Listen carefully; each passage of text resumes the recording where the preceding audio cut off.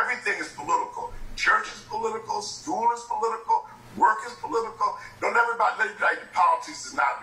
Politics is always involved. We have power, and we have to think creatively about how to use that power. Sometimes we are limited, or sometimes we're just frustrated, because sometimes teaching is hard.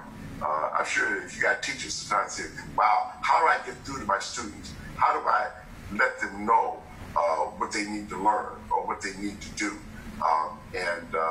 It takes a long time. Some people learn really quickly. I'm not always the most patient person. And that's one of the things that we have to learn in life, being patient. That's part of that marathon strategy, that you aren't always able to tell somebody once what's right or once how to do something. You got to keep going back. You got to keep showing them. You got to keep telling them. You got to keep demonstrating to them. And it's always the challenge of saying, how much work am I willing to put in with this person or about this situation? So I would say, look, power really comes with a lot of with responsibility, with requirements like patience, determination, and again, being in it for the long run. A lot of times we think we can just do things by snapping our fingers or by coming up with a little cute quote.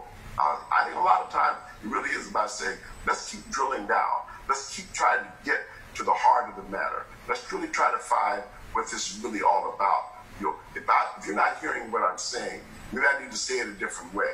And you got to keep asking questions till you understand. There's nothing wrong with asking questions. Earlier you were talking about unity, and I just couldn't help thinking about how diverse our group is right now. Not only different people, but different generations. So I was thinking that there's this message that different generations have different values. So my question to you is, how do we close that gap between generations? I think different generations have different values, and they have different experiences. There's a common humanity that connects the generations. You'll find common ground beyond generations. People who are struggling for justice and equality, that's been going on for multiple generations. People are struggling for education. That's been going on for multiple generations. We're not as different as sometimes we think we are. Sometimes we find ways to divide ourselves, whether it's by ethnicity, culture, or language, or gender identification.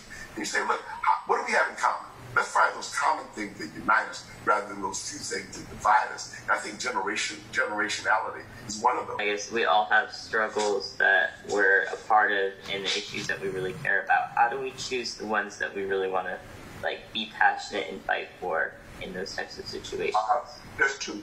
One is what's important to you, the other what's important to others. And you have to pick and choose among both.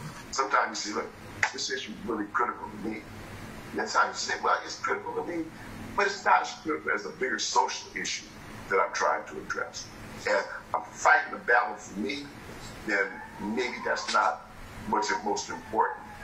If I can live with the situation, maybe that's not the battle that I ought to be fighting. Maybe there's a situation that I don't think others can live with, and that I really need to be fighting for somebody else besides myself. If somebody's starving, but I got enough to eat, then I think arguing about whether I'm having a chili dog or just a hot dog with relish and mustard is not really a big argument. If somebody else doesn't have any food at all. So I have to really kind of look at the issue and figure out, is this issue bigger than I am? If it's bigger than you are, stop fighting for yourself, start fighting for somebody else. If this issue includes you, but it also affects other people, then you're not just fighting for yourself, then you're fighting for what's important to you. So you got to make that determination on everything in life. How important is education? How important is that I get educated? Well, I can't teach what I don't know. So I got to educate myself before I worry about educating other people. Even though I want everybody to get an education, part of that not being a hypocrite is, let me apply my tools. Let me figure out how I can maximize my mind before I start figuring out how to tell other people what's right, or what's wrong, or what's good, or what's bad. I'm talking from a position of ignorance that I'm just talking. You're part of a family, and a family has strength because a family works together, a family plays together, a family learns from each other, and a family grows. And that's what's really critical. Growth is important. Learning is important. Working together is important. So when we're sharing the experience we had today, I hope it has some meaning for you. It wasn't just an hour of your time that you spent doing something, but really thinking about not only what I'm saying, but what each of you is saying to each other.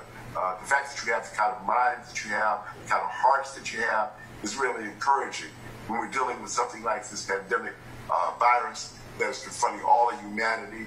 The fact that we can find a way to take this time to work together and be together, as opposed to being isolated, being in a silo, is part of what life is. Really, the life lesson is working together. We can make a change. And that's what I'm committed to, using my life as an instrument of change, constructive change, positive change, ways that I feel at the end of my life that I was involved, that I was a participant, not just someone who was observing the game, but I was in the game of life.